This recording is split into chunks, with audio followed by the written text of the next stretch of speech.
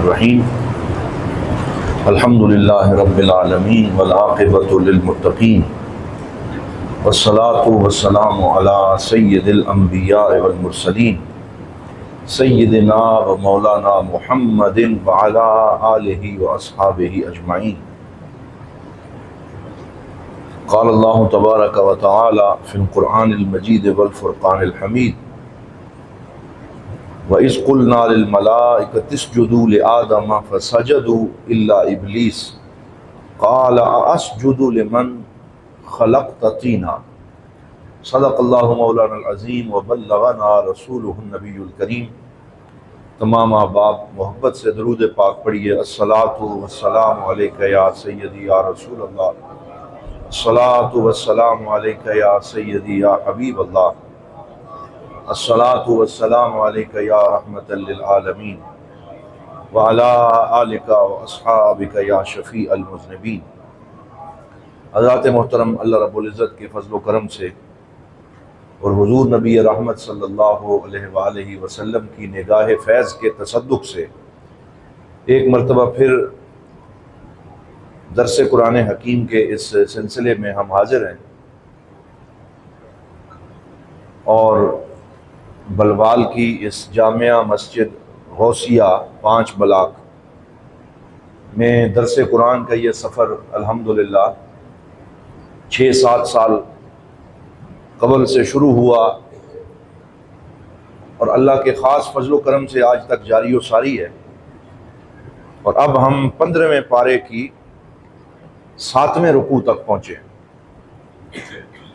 اور اللہ کا شکر ادا کرتے ہیں کہ جس نے ہمیں یہ توفیق بخشی کہ ہم اس سلسلے کو جاری رکھیں،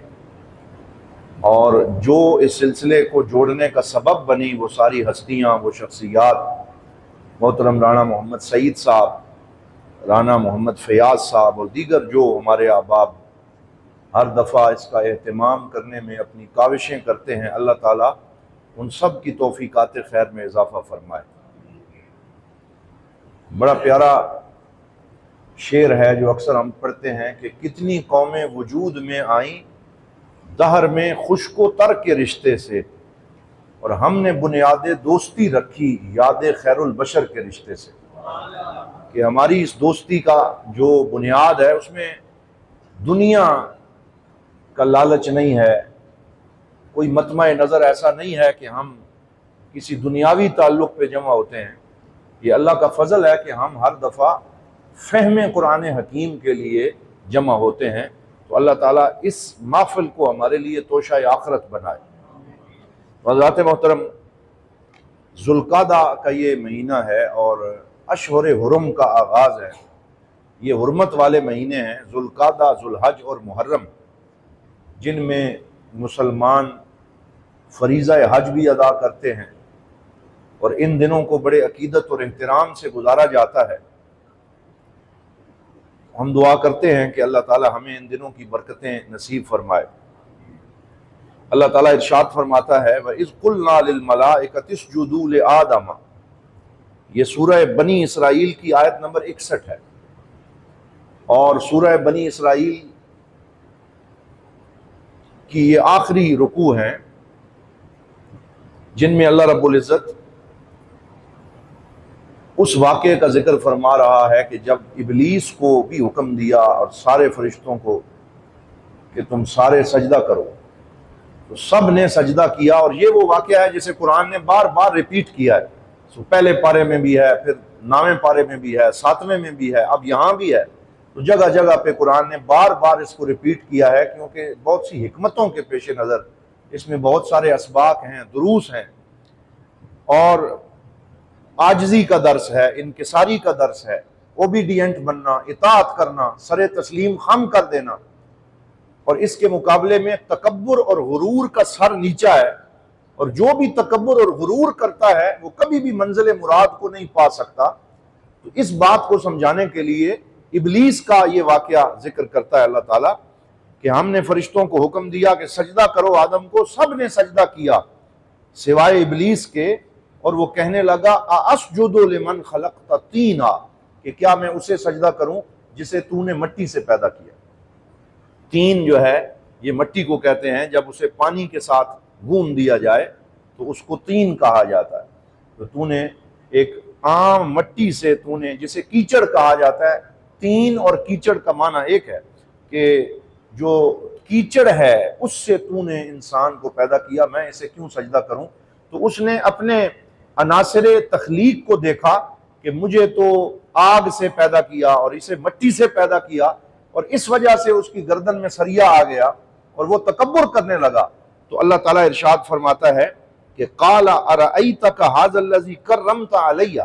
کہ مزید شیطان یہ کہنے لگا کہ مجھے یہ بتا اے میرے رب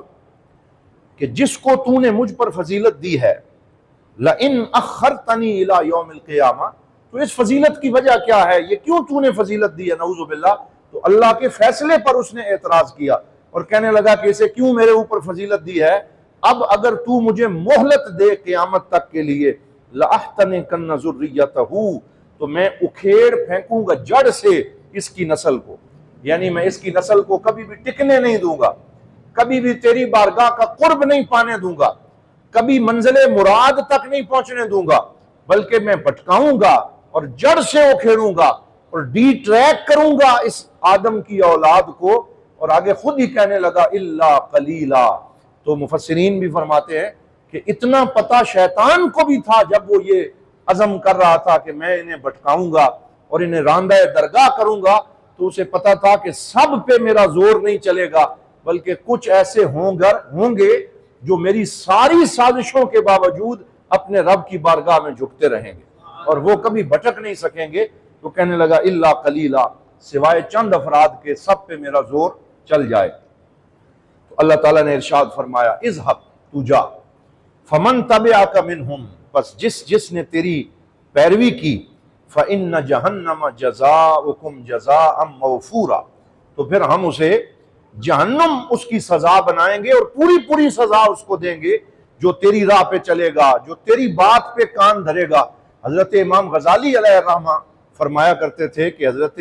شیخ سری سختی اور حضرت جنید بغدادی کا آپس میں بڑا گہرا تعلق تھا، اور حضرت شقیق بلخی رحمت اللہ تعالی علیہ حضرت سری سختی کے پاس 20 سال تک رہے اور بڑا لمبا عرصہ ان کی خدمت کی، اور جب ان کے پاس سے جانے لگے تو کسی نے ان سے پوچھا کہ تو نے اپنے استاد سے 20 سالوں میں کیا سیکھا؟ تو انہوں نے کہا کہ میں نے 8 فائدے اپنے استاد سے سیکھے ہیں جو ساری زندگی اب میرے لیے کافی ہیں، اب مجھے کسی اور شے کی ضرورت نہیں۔ وہ 8 فوائد حضرت امام غزالی نے اپنی کتاب ایھا الولد میں ذکر کی ہیں۔ تو میں دوستوں سے جو پڑھنے کا ذوق رکھتے ہیں، میں انہیں آج یہ کہنا چاہوں گا کہ ہو سکے تو حضرت امام غزالی کا یہ رسالہ نیٹ سے ڈاؤن لوڈ کریں، اردو ترجمے کے ساتھ موجود ہے، اور اردو ترجمہ اس کا بہت سارا ہوا ہے، کسی نے اے بیٹے کے نام سے کیا، کسی نے اے میرے پسر کے نام سے کیا، تو کسی نے امام غزالی کی نصیحتوں کے نام سے کیا۔ تو ایھا الولد یہ امام غزالی کا وہ خط ہے جو آپ نے اپنے ایک شاگرد کو لکھا اور اسے کہا کہ میرا یہ خط اگر تو پڑھ لے تو تیری ساری زندگی کے لیے کافی ہو جائے گا، تجھے کچھ اور پھر پڑھنا نہیں پڑے گا۔ تو وہ جو خط ہے امام غزالی کا اپنے شاگرد کو، وہ آپ کو پڑھنا چاہیے، بلکہ اپنے موبائل میں محفوظ رکھنا چاہیے اور اپنے بچوں کو پڑھانا چاہیے کہ اس چھوٹے سے خط میں استاد اپنے شاگرد کو کیا نصیحت کر رہا ہے، زندگی کیسے گزارنی ہے، شیطان کے حملوں سے کیسے بچنا ہے، کیسے صراط مستقیم پہ گامزن ہونا ہے۔ تو یہ حضرت امام غزالی کی نصیحتیں ہیں جو ایھا الولد کے نام سے آپ نے اپنے اس شاگرد کو فرمائی۔ ہمارے ایک گجرات کے بڑے عظیم عالم ہیں علامہ کمال الدین معظمی حفظہ اللہ تعالی، تو وہ حضور ضیاء الامت علیہ الرحمہ کے شاگرد ہیں، تو انہوں نے اس کا اردو ترجمہ کیا ایھا الولد کا۔ ترجمے تو اور بھی بڑے ہیں، لیکن اس ترجمے کی خاص بات یہ ہے کہ ہر پیراگراف کے شروع میں حضرت امام غزالی ایھا الولد سے بات شروع کرتے ہیں، اے بیٹے، اور پھر آگے نصیحت کرتے ہیں، پھر دوسرا پیراگراف آتا ہے، پھر ایھا الولد کہتے ہیں۔ تو علامہ کمال الدین صاحب نے جتنی دفعہ بھی ایھا الولد کا لفظ آیا ہے ہر دفعہ نیا ترجمہ کیا، تو اس سے ترجمے میں بڑا حسن پیدا ہو گیا ہے۔ بھائی وہ بیٹے ہی ہوتا ہے، لیکن بیٹے کو ہر دفعہ ایک نئے انداز سے جب پکارا جاتا ہے تو اس سے محبت پیدا ہوتی ہے۔ کبھی کہتے ہیں اے جانے پدر، اور کبھی کہتے ہیں اے نور نظر، اور کبھی کہتے ہیں اے میری آنکھوں کی ٹھنڈک، اور کبھی کہتے ہیں اے میرے لخت جگر۔ تو ہر دفعہ اس ترجمے میں حسن انہوں نے پیدا کیا اور ان ساری نصیحتوں کو انہوں نے جمع کیا۔ تو اس میں ایک نصیحت وہ یہ بھی فرماتے ہیں کہ اللہ تعالیٰ نے قرآن پاک میں ارشاد فرمایا کہ ان الشیطان لکم عدو فاتخذوہ عدوا، کہ اے لوگو میں تمہیں تمہارا رب ہو کے بتاتا ہوں کہ تمہارا دشمن صرف ایک ہے اور وہ شیطان ہے۔ فاتخذوہ عدوا، تو اسی کو تم دشمن بناؤ جو حقیقت میں تمہارا دشمن ہے۔ تو وہ فرمانے لگے حضرت امام غزالی کہ جب سے میں نے اس آیت کو پڑھا تو مجھے سمجھ آ گئی کہ جب دشمن ہے ہی ایک تو میں کسی اور کو کیوں دشمن بناؤں۔ تو میں نے ساری دشمنیوں کو اپنے دل سے نکال دیا، کینے کو نکال دیا، بغض کو نکال دیا، اور میں نے پھر اسے ہی دشمن مانا جسے رب نے دشمن کہا ہے، اور اس کے علاوہ کسی کو میں نے دشمن نہ سمجھا۔ تو اس سے اللہ تعالیٰ نے میرے دل کو کینے سے پاک کر دیا اور بغض سے پاک کر دیا۔ تو اس طرح کی اس میں بڑی خوبصورت نصیحتیں ہیں۔ تو یہاں اللہ تعالیٰ ارشاد فرماتا ہے کہ اللہ تعالیٰ نے پھر شیطان کو کہا کہ اگر تو میری بات نہیں سنتا اذهب، تو چلا جا، فمن تبعک منہم فإن جہنم جزاؤکم جزاء موفورا، تو پھر جو بھی تمہاری پیروی کرے گا تو پھر جہنم میں اسے پوری پوری سزا دی جائے گی۔ وَاسْتَفْزِزْ مَنِ اسْتَطَعْتَ مِنْهُمْ، اب یہاں شیطان کے جو حربے ہوتے ہیں ایک آیت میں اللہ نے جمع کر دی ہیں اور فرمایا کہ تو گمراہ کرنے کی کوشش کر جن کو تو گمراہ کر سکتا ہے، یعنی یہ میدان ہے، یہ گھوڑا ہے، دوڑا لے تو نے جتنا دوڑانا ہے۔ اور کیسے تو گمراہ کر؟ بِصَوْتِکَ، یہ اس کا پہلا حملہ جسے قرآن نے ذکر کیا، اپنی آواز کی فسونکاری کے ذریعے۔ تو اس سے یہ پتہ چلا کہ بعض لوگ شیطان کے اعلی کار ہوتے ہیں تو وہ اپنی گفتگو، اپنی آواز کے ذریعے لوگوں کو بہکاتے ہیں اور انہیں ڈی ٹریک کرتے ہیں۔ تو آواز بھی لوگوں کو گمراہ کرنے کا سبب بنتی ہے۔ یہ پہلا حربہ ہے۔ وہ لیکچرز ہو سکتے ہیں، وہ گفتگو ہو سکتی ہے، وہ میوزک ہو سکتی ہے، وہ گانا بجانا ہو سکتا ہے۔ آواز کے جتنے بھی جو طرق اور اسالیب ہیں وہ بھی گمراہی کا سبب بنتے ہیں۔ وَأَجْلِبْ عَلَيْهِمْ بِخَيْلِكَ وَرَجِلِكَ، اور تو دھاوا بول دے ان پر اپنے گھڑ سواروں اور پیادہ دستوں کے ساتھ۔ تو یہ دوسرا شیطان کا حملہ ہوتا ہے کہ جو وہ باقاعدہ فوج کشی کے ذریعے کرتا ہے کہ کچھ لوگوں کو بھڑکا کے دوسروں کے اوپر حملہ کروا دیتا ہے۔ یہ حملہ گھوڑوں کے ساتھ، سپاہیوں کے ساتھ اور اسلحے کے ساتھ ہوتا ہے کہ یوں بھی وہ دشمنی لوگوں میں کروا دیتا ہے۔ وَشَارِكْهُمْ فِي الْأَمْوَالِ وَالْأَوْلَادِ، اور اس کے حملے کا تیسرا طریقہ یہ ہے کہ تو ان کے مال اور ان کی اولاد میں ان کا شریک بن جا۔ اب اس کا کیا مطلب ہے؟ شیطان کیسے ہمارے مال میں شریک بن سکتا ہے؟ شیطان کیسے کسی کی اولاد میں شریک بن سکتا ہے؟ تو حضور ضیاء الامت علیہ الرحمہ نے یہاں پہ لکھا کہ مال کسی کا ہوگا لیکن وہ خرچ تیری مرضی سے کرے گا، اولاد کسی کی ہوگی لیکن تو تربیت اس کی ایسی کرے گا کہ وہ شیطان کے پے رول پہ ہو جائے گی، وہ اس کے اشاروں پہ ناچنا شروع کر دے گی، تو پھر لوگ سمجھیں گے کہ وہ تیری اولاد ہے لیکن وہ تیری اولاد ہو کر بھی تیری نہیں ہوگی، وہ مال تیرا ہو کر بھی تیرا نہیں رہے گا بلکہ اس میں شیطان تیرا شریک بن جائے گا۔ یہ بھی اس کے حملے کا انداز ہوتا ہے کہ کبھی وہ مال میں شریک بن جاتا ہے کہ تمہیں خرچ اس طریقے سے مال تم سے کرواتا ہے، جیسے بعض لوگ شادیوں کے موقع پہ اللہ رب العزت کی رضا کو بھول کر ایسی غلط رسموں میں پڑ جاتے ہیں اور اتنے غلط طریقے سے مال خرچ کرتے ہیں، ناچنے گانے والیوں پہ سارا مال بہا دیا جاتا ہے اور غلط رسموں پہ لٹا دیا جاتا ہے، تو در حقیقت شیطان اس مال میں شریک بن چکا ہوتا ہے۔ وَعِدْهُمْ، اور ان سے جھوٹے وعدے کرتا رہے، وَمَا يَعِدُهُمُ الشَّيْطَانُ إِلَّا غُرُورًا، اور ساتھ اللہ تعالیٰ نے فرما دیا کہ جو شیطان کے وعدوں میں آئے گا وہ دھوکہ ہی کھائے گا، کیونکہ اس کا کوئی وعدہ سچا نہیں ہو سکتا۔ وہ سبز باغ تو دکھا سکتا ہے لیکن اس کی کوئی بات جو ہے وہ حقیقت نہیں ہو سکتی۔ لیکن آگے یہ بھی فرما دیا ان عبادی لیس لک علیہم سلطان، فرمایا جتنی مرضی ہے تو کوششیں کر لے لیکن یاد رکھ جو میرے بندے ہیں ان پر تیرا کوئی زور نہیں چلے گا، ان پر تیرا کوئی غلبہ کارگر ثابت نہیں ہوگا اور تو ان کو بالکل بہکا نہیں سکے گا۔ وَكَفَى بِرَبِّكَ وَكِيلًا، اور اے محبوب کافی ہے تیرا رب ان کی کارسازی کے لیے اور ان کی وکالت کے لیے۔ تو حضرات محترم اس آیہ پاک میں اللہ رب العزت نے یہ جو عبادی میں یا ضمیر کی تک کا ایک سمجھ لیں کہ نسبت اپنی طرف کی ہے بندوں کی. حضور ضیاء الامت اور دیگر مفسرین فرماتے ہیں اس کے اندر جو لطف ہے وہ وہی لوگ سمجھ سکتے ہیں جنہیں اللہ رب العزت کا بندہ ہونے کا شرف حاصل ہے. بندے تو سارے اللہ کے ہیں، لیکن جنہیں وہ خود اپنا کہے وہی اصل میں حقیقی بندے ہوتے ہیں، کہ جنہیں مالک کہے کہ یہ میرے ہیں. یعنی وہ اپنی مرضی کو چھوڑ دیں، وہ زندگی گزارنے میں اپنی ساری آلائشوں کو چھوڑ کے اللہ تعالیٰ کے سچے بندے بن جائیں. تو فرمایا کہ بے شک جو میرے بندے ہیں ان پہ تیرا کوئی زور نہیں چلے گا. تو ہم دعا کرتے ہیں کہ اللہ تعالیٰ ہمیں صحیح معنوں میں اپنا بندہ بننے کی توفیق عطا فرمائے، کہ ہم ہر حال میں اس کے بندے رہیں، شیطان کے بندے نہ بنیں، کسی اور کے بندے نہ بنیں، بلکہ ہمیں یہ بندگی یاد رہے کہ ہمیں پیدا کرنے والا کون ہے، غذا دینے والا کون ہے، اور کون ہے جس کی وجہ سے ہمارے سارے امور جو ہیں ان کی کار فرمائی ہوتی. تو ان ابتدائی آیات میں اللہ تعالیٰ نے وہ وعدہ یاد کروایا، اور شیطان نے جو سجدہ نہیں کیا تھا پھر اس کی وجہ سے کیسے کیسے بہکانے کا اس نے ارادہ کیا، اور اللہ نے فرمایا کہ میرے بندوں پہ تیرا کوئی زور نہیں چلے گا. پھر اس رکوع کے اگلے حصے میں اللہ اپنی کچھ نعمتیں یاد کرواتا ہے. یہ بعض لوگ جو جھوٹے خدا بنا لیتے ہیں نعوذ باللہ، آج بھی ہندوستان میں ایسے لوگ ہیں جو ملٹی میڈیا اور انفارمیشن ٹیکنالوجی اور سائنس کے اس دور میں بھی گائے کی پوجا کرتے ہیں نعوذ باللہ. یعنی اب جب کہ بڑی انلائٹنمنٹ اور روشن خیالی کا دور ہے اور لوگ کہتے ہیں جی اب تو ہمیں بڑی عقل آ گئی، اور اب بھی وہ گائے کی پوجا کرتے ہیں اور اس کو جو ہے وہ گائے ماتا کہتے ہیں، اور نعوذ باللہ جو ہے وہ اس کو ذبح کرنے کو ناجائز سمجھتے ہیں اور مسلمانوں کے اوپر ظلم و ستم کرتے ہیں. تو آج بھی شرک پتہ نہیں کتنی کتنی صورتوں میں موجود ہے. تو یہ صرف ہندو مت میں نہیں ہے، بلکہ اس کے علاوہ سکھوں کے اندر، پھر اس کے علاوہ دیگر کئی ایک مذاہب ہیں، یہ بدھ مت جو ہیں اور دیگر مذاہب، ان میں شرک جو ہے وہ موجود ہے.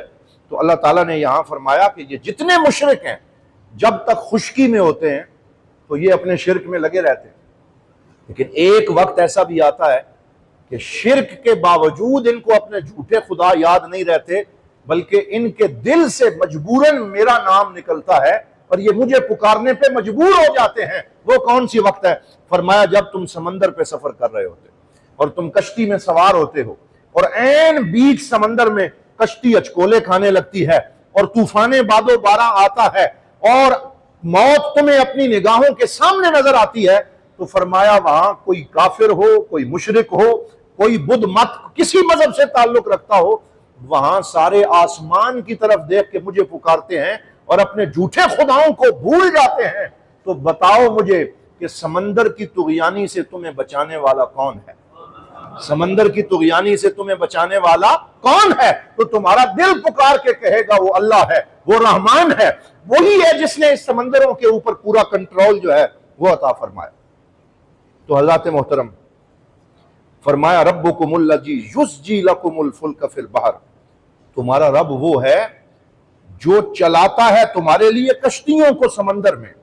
لتبتغوا من فضلہ، تاکہ تم بحری سفر کے ذریعے اللہ کا فضل تلاش کرو. بحری سفر میں بھی اللہ کا فضل جو ہے اس کی بڑے خزانے موجود ہیں، مچھلیاں ہیں، جواہرات ہیں، بحری خزانے ہیں. اور آج یہ جو لوگ سمندر میں سفر کرتے ہیں انہیں سمندر کی تہہ میں پتہ نہیں کیا کیا نشانیاں اللہ تعالیٰ کی نظر آتی ہیں. انہ کان بکم رحیما، بے شک اللہ تعالیٰ تمہارے ساتھ رحم فرمانے والا ہے. وَإِذَا مَسَّكُمُ الضُّرُّ فِي الْبَحْرِ، اور جب تمہیں تکلیف پہنچتی ہے سمندر میں، ضَلَّ مَن تَدْعُونَ إِلَّا إِيَّاهُ، اور تم گم ہو جاتے ہو تو یہ بتاؤ کہ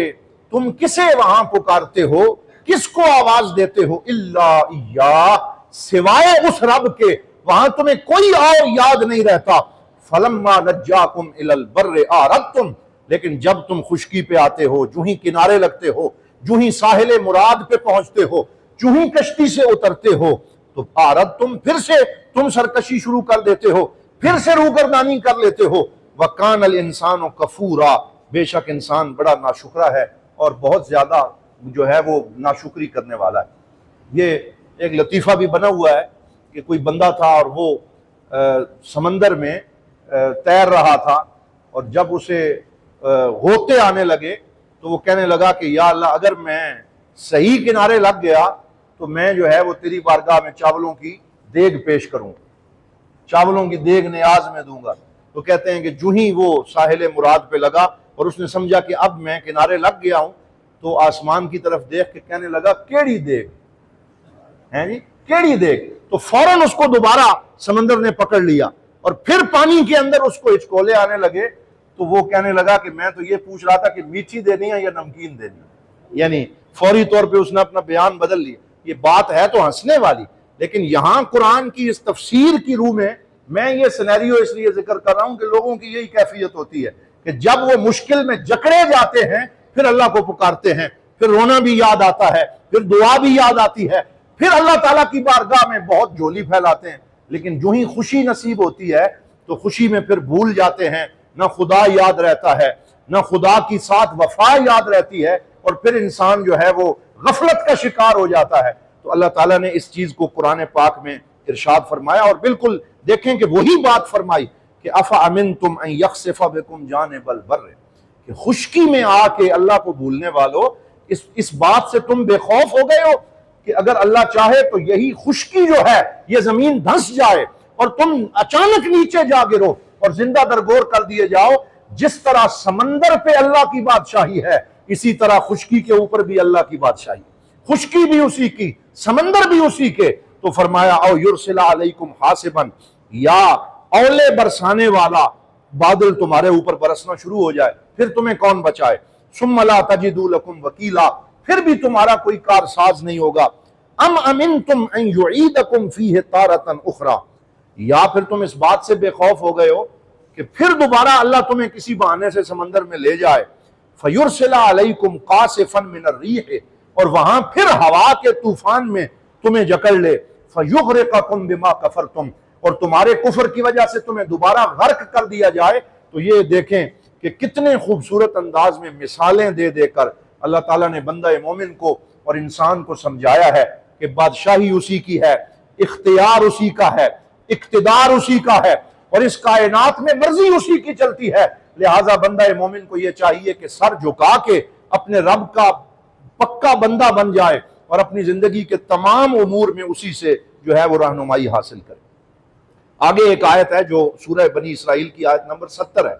اس میں اللہ تعالیٰ نے اپنی نعمتیں یاد کروائیں اور فرمایا وَلَقَدْ كَرَّمْنَا بَنِي آدم. کون کون سی نعمتیں بخشی؟ ہم بھی ذرا ان نعمتوں کو یاد کرتے ہیں اور اللہ کا شکر بجا لاتے ہیں. فرمایا پہلے ہم نے اس کو تکریم عطا فرمائی، اور تکریم یہ ہے کہ افضل بشر اور افضل المخلوقات ہونے کا جو تاج ہے وہ ہم نے انسان کے سر پہ رکھا. باقی ساری مخلوقات کو نچلا درجہ دیا اور انسان کو ساری مخلوقات میں سے افضل بنایا. وَلَقَدْ كَرَّمْنَا بَنِي آدم وَحَمَلْنَاهُمْ فِي الْبَرِّ وَالْبَحْرِ، اور ہم نے انسان کو خشکی کی الگ سواریاں عطا فرمائیں اور سمندر کی الگ سواریاں عطا فرمائیں. تو انسان کو خشکی اور تری کی سواریاں بخشیں، یہ کسی اور مخلوق کو ہم نے نہیں دی، یہ انسان کو دی ہیں. وَرَزَقْنَاهُمْ مِنَ الطَّيِّبَاتِ، اور انسان کو پاکیزہ رزق طرح طرح کے عطا فرمائے. پھل ہیں، مشروبات ہیں، معقولات ہیں، گوشت ہیں، طرح طرح کی نعمتیں ہیں اور مکسرات ہیں جو تم کھاتے ہو، اور ہر موسم کا الگ پھل تمہارے لیے موجود ہے. وَفَضَّلْنَاهُمْ عَلَىٰ كَثِيرٍ مِّمَّنْ خَلَقْنَا تَفْضِيلًا، اور ہم نے بہت ساری اپنی مخلوقات کے اوپر انسان کو فضیلت عطا فرمائی. یہاں حضور ضیاء الرحمۃ علیہ الرحمہ نے ایک بڑا پیارا جملہ لکھا ہے. آپ فرماتے ہیں کہ علامہ آلوسی وجوہ تکریم کا ذکر کرتے ہوئے محمد بن کعب جو تابعی ہیں ان سے نقل کرتے ہیں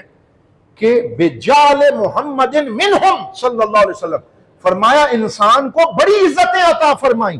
لیکن انسان کی سب سے بڑی عزت یہ ہے کہ اللہ نے محمد عربی کو تمہارے اندر عطا فرما دیا، کہ تمہیں محمد عربی صلی اللہ علیہ وسلم کا غلام بنا دیا. بجعل محمد منہم، فرمایا اللہ نے تمہیں اس نسل میں رکھا جس نسل میں خود رسول اکرم موجود ہے، جس میں خود حضور صلی اللہ علیہ وسلم ہے. تو اس سے بڑا شرف اور تمہارے لیے کیا ہو سکتا ہے. پھر آپ نے مولانا روم کا یہ شعر لکھا، اور فارسی کا شعر ہے لیکن کتنا پیارا ہے. فرمایا اے شرف دودہ آدم بتو، روشنی دیدہ عالم بتو. یا رسول اللہ اس پوری اولاد آدم کا شرف اور عزت آپ ہیں، اور انسان کی اور پوری دنیا اور جہان کی آنکھوں کا نور آپ ہیں. کیست دری خانہ کہ خیلے تو نیست، کیست بری خاں کہ طفیل تو نیست، اس جہان میں کون ہے جو آپ کا غلام نہ ہو، اور اس جہان میں کون ہے جو آپ کے دسترخوان کا خوشہ چی نہ ہو، جسے جتنا مل رہا ہے کم مل رہا ہے یا زیادہ، یا رسول اللہ آپ کے دسترخوان کرم سے مل رہا ہے، آپ کے طفیل مل رہا ہے، جتنا جس کو مل رہا ہے وہ سب آپ کے طفیل ہے۔ امام بوصیری فرماتے ہیں وَكُلُّهُم مِّن رسول اللہ ملتمسن غرفا من البحر او رشفا من الدیم، یا رسول اللہ جس کو جتنا مل رہا ہے وہ آپ کے طفیل مل رہا ہے، جس کو پانی کا ایک گھونٹ مل رہا ہے یا پورا سمندر عطا کیا جا رہا ہے، سب آپ کے قدموں کی برکت سے مل رہا ہے۔ از تو سلائے بے الست آمدہ نیست با مہمانی ہست آمدہ، یا رسول اللہ آپ ہی نے سب سے پہلے الستو بے ربکم کا جواب بلا سے دیا، اور آپ کی وجہ سے سب نے جواب دیا، اور آپ کی وجہ سے نیست کو ہست کی مہمانی نصیب ہوئی۔ اب اس کا کیا مطلب ہے کہ سارا وجود اور ساری کائنات نیست ہے، اور نیست کا مطلب ہے عدم ہے، کچھ بھی نہیں ہے، اور جو کچھ نہیں ہے ان کو اللہ نے اپنی مہمانی عطا فرمائی اور اپنی مہمانی کا شرف عطا فرمایا۔ یا رسول اللہ یہ کرم بھی آپ کی وجہ سے ہوا ہے۔ تو یہاں پہ جو انسانیت کی تکریم ہے اس میں سب سے پہلا شرف یہ ہے کہ حضور صلی اللہ علیہ وسلم اس کے اندر موجود ہیں۔ پھر ارشاد فرمایا 8ویں رکوع کی پہلی آیت میں سورہ بنی اسرائیل کے اندر کہ یوم ندعو کل اناس بامامہم، کہ قیامت کا دن ہوگا اور ہم ہر ایک کو اس کے امام کے ساتھ بلائیں گے۔ یہاں امام سے کیا مراد ہے؟ تو امام کی تعریف یہ ہے کل من اتم بہ قوم کانوا علی ھدی او ضلالہ۔ ہم امام صرف ایک تعریف امام کی سمجھتے ہیں، لیکن امام کی دوہری تعریف ہے، اور وہ یہ ہے کہ ہر وہ بندہ جس کی پیروی کوئی قوم کرے، چاہے اچھائی کے معاملے میں کرے چاہے برائی کے معاملے میں کرے، تو یہ دونوں امام کی تعریفیں عربی زبان میں، یعنی امام اسے بھی کہتے ہیں جو اچھائی میں آگے ہو اور لوگ اس کے پیچھے چل رہے ہیں، اور امام اسے بھی کہتے ہیں جو برائی میں آگے ہو اور لوگ اس کے پیچھے چل رہے ہیں۔ یہ لغوی اعتبار سے لکھا گیا ہے۔ تو اس سے مراد یہ ہے کہ قیامت کے دن ہر ایک کو اس کے امام کے ساتھ پکارا جائے گا۔ مطلب یہ ہے کہ حضرت ابراہیم کی امت کو یہ نہیں کہا جائے گا کہ نام لے کے، بلکہ کہا جائے گا اے امت ابراہیم آ جاؤ، اور اے امت موسیٰ آ جاؤ، اور اے امت محمد آ جاؤ۔ ہر ایک کو اس کے امام کے نام سے پکارا جائے گا، اور جو باطل میں ہوں گے انہیں کہا جائے گا اے فرعونیوں آ جاؤ، اے نمرودیوں آ جاؤ، اے لینن کے پرستاروں آ جاؤ، اے فلاں کے پرستاروں آ جاؤ۔ تو جو دنیا میں جس کی اقتدا کرتا ہے، اگر اچھی اقتدا کرتا ہے تو اس کے ساتھ اٹھے گا، اگر بری اقتدا کرتا ہے تو اس کے ساتھ اٹھے گا۔ اب دیکھنا یہ ہے کہ ہم کس کے ساتھ چل رہے ہیں اور ہم نے کس کی اقتدا اختیار کی ہے۔ اللہ کا لاکھ لاکھ شکر ہے کہ جس نے ہمیں بزرگان دین اور نیک لوگوں کے ساتھ محبت رکھنے والا بنایا۔ جب قیامت کا دن ہوگا تو ہمیں یہ یقین رکھنا چاہیے کہ ہماری محبت جس کے ساتھ ہے اس کے نام کے ساتھ ہمیں پکارا جائے گا، اور کہا جائے گا اے بابا فرید الدین مسعود گنج شکر سے معذرت خواہ محبت رکھنے والوں آ جاؤ، اے قمر الدین سیالوی سے محبت رکھنے والوں آ جاؤ۔ یعنی جو نیک لوگ ہیں، جنہوں نے امامت کی ہے، جنہوں نے خیر کے راستے پہ لوگوں کو چلایا ہے، ان کا نام لے لے کے پکارا جائے گا۔ تو کوشش کرنی چاہیے کہ امامت میں ہم ایسے لوگوں کو اپنا مقتدا اور پیشوا بنائیں جو صراط مستقیم پہ ہیں، جو خیر کے راستے پہ ہیں۔ اور پھر انہیں دائیں ہاتھ میں نامہ اعمال دیا جائے گا۔ فمن اوتیا کتابہ بیمینہ فاولئک یقرؤون کتابہم ولا یظلمون فتیلا، اور پھر ان سے کوئی ظلم نہیں ہوگا، بلکہ ان کو نامہ اعمال دائیں ہاتھ میں دے کے کہا جائے گا جنت کی طرف آ جاؤ۔ اللہم اجعلنا منہم، یا اللہ ہمیں بھی ان خوش نصیب لوگوں میں شامل فرما۔ اور آگے فرمایا ومن کان فی ہذہ اعمی وہو فی الآخرۃ اعمی واضل سبیلا، فرمایا جو اس جہان میں اندھا ہے وہ آخرت میں بھی اندھا کر کے اٹھایا جائے گا۔ تو اس میں یہ معنی نہیں ہے نعوذ باللہ کہ یہاں جو نابینا ہے وہ وہاں نابینا ہوگا، یہ غلط معنی ہے اگر کسی نے یہ سمجھا۔ معنی یہ ہے جو اس جہان میں آنکھیں ہوتے ہوئے بھی حق کو نہیں دیکھ سکا، جو حق کی پیروی نہیں کر سکا، جو رسول اللہ کے راستے کو نہیں سمجھ سکا، جو صراط مستقیم پہ نہیں آ سکا، تو آنکھیں ہوتے ہوئے بھی وہ اعمیٰ ہے، وہ اندھا ہے، وہ بینا نہیں ہے۔ تو فرمایا جو اس جہان میں حق سے اندھا ہے، حق کو نہیں دیکھ سکا، قیامت کے دن واقعی اس کو اندھا کر دیا جائے گا، نعوذ باللہ۔ یہ اس کا مطلب ہے، یعنی جو یہاں پہ حق کو نہیں دیکھ سکا، قیامت کے دن اس کی بصارت چھین لی جائے گی، لیکن جو یہاں حق کو دیکھ سکا، چاہے سر کی آنکھوں سے یا چاہے دل کی آنکھوں سے، جب قیامت کے دن اٹھے گا تو اس بلال حبشی کو نئی آنکھیں عطا کر دی جائیں گی، ان کو نور عطا کر دیا جائے گا، اور ان کو سرکار دو عالم صلی اللہ علیہ وسلم کا ساتھ عطا کر دیا جائے گا۔ تو بینا اور نابینا ہونے کے پیمانے اللہ تعالیٰ کی بارگاہ میں الگ ہیں۔ ہم سمجھتے ہیں کہ وہ دیکھنے والا ہے جس کی آنکھیں روشن ہیں، لیکن حقیقت میں دیکھنے والا وہ ہے کہ اگرچہ اس کی آنکھیں ظاہری طور پہ روشن نہیں ہیں، لیکن اسے حضور کا دین نظر آ رہا ہے اور حق کا راستہ نظر آ رہا ہے، تو وہ نابینا ہو کے بھی بینا ہے۔ اور جسے حضور کا دین اور حق کا راستہ نظر نہیں آ رہا، وہ آنکھیں رکھتے ہوئے بھی نابینا ہے، اور اللہ تعالیٰ نے اس کو نابینا لوگوں میں تصور فرمایا۔ تو یہ حضرات محترم آج کے درس قرآن کی وہ آیات ہیں جن میں یوم قیامت کی منظر کشی بھی کی گئی ہے، اور اس کے ساتھ ساتھ یہ بتایا گیا کہ قیامت کے دن کس طرح لوگوں کو ان کے امام کے نام سے پکارا جائے گا۔ آگے جو 5 آیات ہیں، وقت ہو گیا یا جی ابھی ہے 10 منٹ؟ تو یہ 5 آیات کا ایک گروپ ہے، اس کو ہم اکٹھا سمجھ لیتے ہیں۔ حضور صلی اللہ علیہ وآلہ وسلم کو ظاہری طور پہ تھوڑی تنبیہ کی گئی۔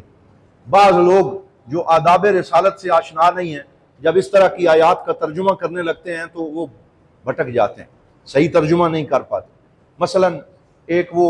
عبس و تولی والی جو آیت اور صورت ہے، تو اس میں ایک نابینا آیا اور حضور صلی اللہ علیہ وسلم کفار اور مشرکین کے سرداروں کو تبلیغ کر رہے تھے، تو سرکار نے اسے فرمایا کہ تھوڑی دیر بیٹھ جاؤ، اور وجہ یہ تھی کہ حضور چاہتے تھے یہ سردار جو قریش کے ہیں یہ ایمان لے آئیں، اگر یہ ایمان لے آئے تو ان کے فالورز بھی ایمان لے آئیں گے۔ تو سرکار دو عالم صلی اللہ علیہ وسلم تو ایک خوبصورت نیت کے ساتھ آپ نے یہ فرمایا، لیکن اللہ تعالیٰ نے تنبیہ فرمائی کہ عبس و تولی ان جاءہ الاعمی وما یدریک لعلہ یزکی، کہ آپ چیں با جبیں ہوئے، اور چیں با جبیں ہونے کا مطلب ہے کہ آپ کی پیشانی پہ شکم آئی کہ ایک نابینا آیا لاٹھی ٹیکتا ہوا، اور آپ نے اس کی بات نہیں سنی اور آپ نے اسے انتظار کروایا۔ تو آپ ان کفار اور مشرکین کے سرداروں کو خاطر میں نہ لایا کریں، آپ اپنے غلاموں کو خاطر میں لایا کریں، اور جب وہ آ جائیں تو انہیں وقت دیا کریں۔ جس نے ہدایت پانی ہے وہ پا لے گا، جس نے نہیں پانی وہ نہیں پائے گا، آپ کا کام ہے بات کو پہنچا دینا۔ تو اس طریقے سے عتاب ہوا اور تھوڑی سی ظاہری طور پہ سرزنش ہوئی، اور جب وہ عبداللہ ابن ام مکتوم جن کے بارے میں یہ آیات نازل ہوئی، بعد میں جب وہ آتے تو حضور کھڑے ہو جاتے اور اس کو سینے سے لگاتے اور فرماتے یہ وہ بندہ ہے جس کی وجہ سے میرے رب نے مجھے تنبیہ فرمائی ہے، اور ساتھ حضور فرماتے تنبیہ بھی اسے کی جاتی ہے جس سے محبت ہوتی ہے، تنبیہ بھی اسے کی جاتی ہے جس سے محبت ہوتی ہے۔ تو عتاب بھی اہل محبت کو ہوتا ہے، اس کا غلط ترجمہ اسی وجہ سے حضرت سیدنا عمر فاروق کو جب پتہ چلتا کہ کوئی شخص نماز میں بار بار عبس و تولی والی آیات پڑھتا ہے اور امامت کرواتے ہوئے پڑھتا، تو آپ نے ایک ایسے بندے کو بلوایا اور بلا کے فرمایا ذرا پگڑی اتارو۔ تو پگڑی اتاری تو اس کے بال تھے۔ تو اس دور میں جو بدعتی اور اس طرح کے لوگ تھے کہ جو دین مستقیم سے ہٹے ہوئے تھے، تو جبریہ قدریہ ان کو کہا جاتا، وہ اس وقت حلق کرواتے تھے، بال نہیں رکھتے۔ تو حضور حضرت عمر نے فرمایا اگر تیرے بال نہ ہوتے تو میں تیرا سر قلم کر دیتا، کہ پھر مجھے یقین ہو جاتا کہ تو اس فلاں فرقے سے تعلق رکھتا ہے، تو بار بار یہ آیتیں نہ پڑھا کر اس نیت سے کہ کہیں تو حضور صلی اللہ علیہ وسلم پہ ظاہری عتاب والی آیات پڑھ کے کیا معنی حاصل کرنا چاہتا ہے۔ تو ان آیات میں بھی ایک لطف ہے، ان آیات میں بھی سمجھنے کی چیزیں ہیں۔ مثال کے طور پہ ان آیات کو پڑھیں تو اس میں اللہ تعالیٰ ارشاد فرماتا ہے کہ وَإِن كَادُوا لَيَفْتِنُونَكَ عَنِ الَّذِي أَوْحَيْنَا إِلَيْكَ لِتَفْتَرِيَ عَلَيْنَا غَيْرَهُ، کہ ان کافروں نے پختہ ارادہ کیا ہے کہ آپ کو برگشتہ کر دیں، پھیر دیں اس کتاب سے جو ہم نے آپ کی طرف وحی کی ہے، تاکہ آپ بہتان باندھ کر ہمارے علاوہ کسی اور کی طرف حق کو منسوب کریں۔ یعنی یہ کافر یہ چاہتے ہیں کہ آپ قرآن کو چھوڑ دیں، اللہ کے ذات کو چھوڑ دیں، اور آپ بھی ان کی طرح نعوذ باللہ گمراہی کے راستے کی طرف چلے جائیں، یہ چاہتے ہیں۔ ان کے دل کی تمنا یہ اس لیے آپ کو آفرز دیتے ہیں، آپ کے پاس آ کے مال و دولت پیش کرتے ہیں، یہ آپ کو بہکانا چاہتے ہیں، بھٹکانا چاہتے ہیں۔ اِذًا لَاتَّخَذُوكَ خَلِيلًا، کہ اگر آپ نے ان کی بات مانی تو یہ آپ کو اپنا گہرا دوست بنا لیں گے، جگری یار بنا لیں گے، آپ کو اپنی محفلوں کی صدارت دے دیں گے۔ وَلَوْلَا أَن ثَبَّتْنَاكَ لَقَدْ كِدتَّ تَرْكَنُ إِلَيْهِمْ شَيْئًا قَلِيلًا، اور اگر ہم آپ کو ثابت قدم نہ رکھتے تو آپ ضرور مائل ہو جاتے ان کی طرف کچھ نہ کچھ۔ تو ان آیات میں یہ بتایا جا رہا ہے کہ اللہ کا پاک نبی اور نبیوں کا سردار ہونے کے منصب پہ بھی حضور فائز ہیں، لیکن اگر حضور حق پہ ڈٹے ہوئے ہیں تو اس میں ذاتی کمال اتنا نہیں ہے جتنا اللہ کی عطا کا کمال ہے۔ یعنی سرکار دو عالم صلی اللہ علیہ وسلم کے بارے میں بھی یہ بتایا کہ جب سرکار دو عالم اور سارے نبیوں کے سردار حق پہ ڈٹے ہیں تو اللہ کے فضل کی وجہ سے، اللہ کے کرم کی وجہ سے، اللہ کی ہدایت کی وجہ سے، اس کے ثابت قدم رکھنے کی وجہ سے، اور اگر ایک لمحہ بھی اللہ کی مدد شامل حال نہ ہو تو پھر ممکن ہے کہ اور سے اور کچھ ہو جائے۔ تو جب حضور کی یہ کیفیت ہے تو پھر کوئی عام بندہ جو امتی ہے وہ اپنی ذات پہ بھروسہ کیسے کر سکتا ہے؟ وہ اپنے آپ کو سب کچھ کیسے سمجھ سکتا ہے؟ یہی وجہ ہے کہ جب یہ آیتیں نازل ہوئیں تو پھر اکثر حضور نماز میں ایک دعا مانگا کرتے تھے، وہ ہمیں بھی اپنی دعا میں شامل کرنی چاہیے۔ حضور صلی اللہ علیہ وسلم یہ دعا مانگتے، آپ فرماتے اللہم، کہ اے میرے رب، لا ترکنو نفسی الیک الا الیک، یہ دعا کا مفہوم ہے۔ آپ فرماتے یا اللہ یہ میرا نفس تیرے حوالے ہے، اسے ایک لمحے کے لیے بھی اپنے نظر کرم سے جدا نہ ہونے دینا، میری ذات کو ایک لمحے کے لیے بھی اپنی نظر سے نہ ہٹانے دینا، کیونکہ اگر تیری نظر کرم ہٹ گئی تو میں کبھی بھی ثابت قدم رہ سکتا نہیں۔ تو جب حضور نے یہ دعا مانگی ہمیں بھی یہ مانگنی چاہیے ہمیشہ، یا اللہ اپنی نظر کرم عطا فرما۔ حضور یہ بھی دعا مانگتے تھے اللہم ثبت قلبی علی دینک، یا اللہ میرے دل کو اپنے دین پہ ثابت قدم رکھ۔ کبھی حضور فرماتے یا اللہ دل تیری انگلیوں کے درمیان ہے، تو جدھر چاہتا ہے دل کو پھیر دیتا ہے، یا اللہ صرف قلبی علی دینک، میرے دل کو اپنے دین پہ جمائے رکھنا، کبھی بھی میرا دل تیرے دین سے ہٹ نہ سکے۔ تو یہاں پہ اللہ تعالیٰ کی طرف بھروسہ، اس پہ اعتماد، اس کی نظر کرم کو طلب کرنا، اس کا درس ارشاد فرمایا گیا۔ اور پھر حضور صلی اللہ علیہ وآلہ وسلم کو اللہ تعالیٰ ارشاد فرماتا ہے اِذَا لَأَذَقْنَاكَ ضِعْفَ الْحَیَاةِ وَضِعْفَ الْمَمَاتِ ثُمَّ لَا تَجِدُ لَكَ عَلَیْنَا نَصِیرًا۔ حضرت ابن عباس فرماتے ہیں ان آیات میں کہا حضور کو گیا، سنایا حضور کی امت کو گیا۔ یہاں حضور ڈائریکٹ مخاطب نہیں ہے، بلکہ حضور کو کہہ کے امت کو یہ بیان کیا گیا کہ جو بھی اللہ تعالیٰ کی نظر کرم سے اپنے آپ کو ہٹا لے گا اور اللہ کی ذات پہ بھروسہ نہیں کرے گا تو ہم اسے چکھائیں گے دگنا عذاب دنیا میں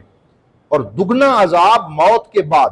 ثم لا تجد لک علینا نصیرا، اور پھر ہمارے مقابلے میں تمہارا کوئی اور مددگار بھی نہیں ہوگا۔ یعنی ہر لمحے اللہ پہ بھروسہ کرنا، اللہ کی ذات پہ نگاہ رکھنا، اور جو نیک عمل ہم سے ہو جائے۔ حضور ضیاء الامت علیہ الرحمہ فرمایا کرتے تھے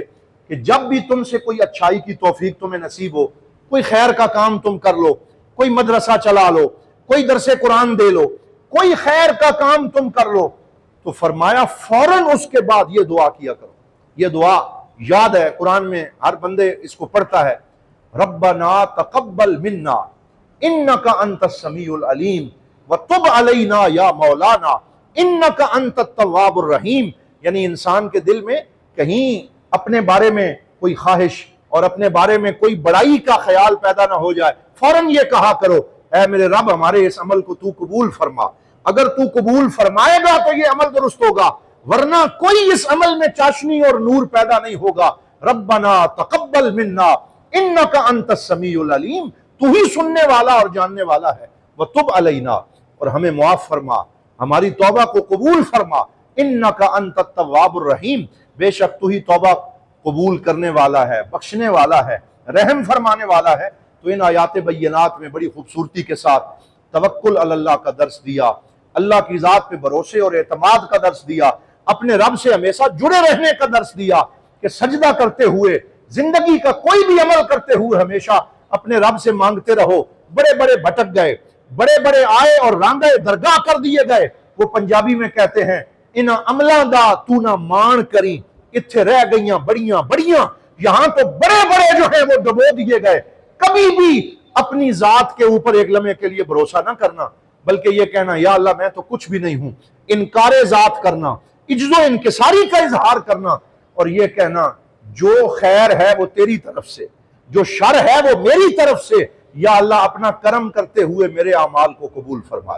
تو یہ وہ درس ہے جو سورہ بنی اسرائیل کے 6 اور 7ویں رکوع میں دیا گیا، جس کو آج ہم نے پڑھا ہے، اس دعا کے ساتھ کہ اللہ رب العزت ہمیں قرآن حکیم کا صحیح فہم عطا فرمائے۔ انشاءاللہ جو آئندہ درس قرآن ہے اس میں ہم بڑا خوبصورت آخری 2 رکوع ہیں سورہ بنی اسرائیل کے، جن میں اللہ رب العزت نے نمازوں کے اوقات کا جو ہے وہ ذکر کیا ہے، اور جس میں حضور کے مقام شفاعت کا ذکر ہے، اور جس میں مقام وقت فجر اور وقت ظہر اور وقت عشاء کے رازوں کا ذکر ہے۔ بہت پیارا مضمون ہے، انشاءاللہ آئندہ درس قرآن میں ہم اسے بیان کریں گے، اور پھر اس کے بعد اگلے درس قرآن میں آگے سورہ کہف کا آغاز ہو جائے گا، جو 15ویں سپارے کے آخر سے شروع ہوتی ہے اور 16ویں پارے کے اندر جا کے ختم ہوتی ہے، اور سورہ کہف کے اندر بہت خوبصورتی کے ساتھ دنیا کے آخرت کے رازوں کا ذکر ہے، 4 بڑے واقعات کا ذکر ہے۔ انشاءاللہ پھر ہم اسے بیان کریں گے اس دعا کے ساتھ کہ اللہ تعالی ہمیں توفیق بخشے، ہم اس سلسلے کو جاری رکھیں اور اس کی اثر پذیری میں اللہ اضافہ فرمائے، ہمیں اخلاص اور للہیت عطا فرمائے، اور ہمیں قرآن کا نور نصیب فرمائے۔ وآخر دعوانا ان الحمدللہ رب العالمین۔ جزاک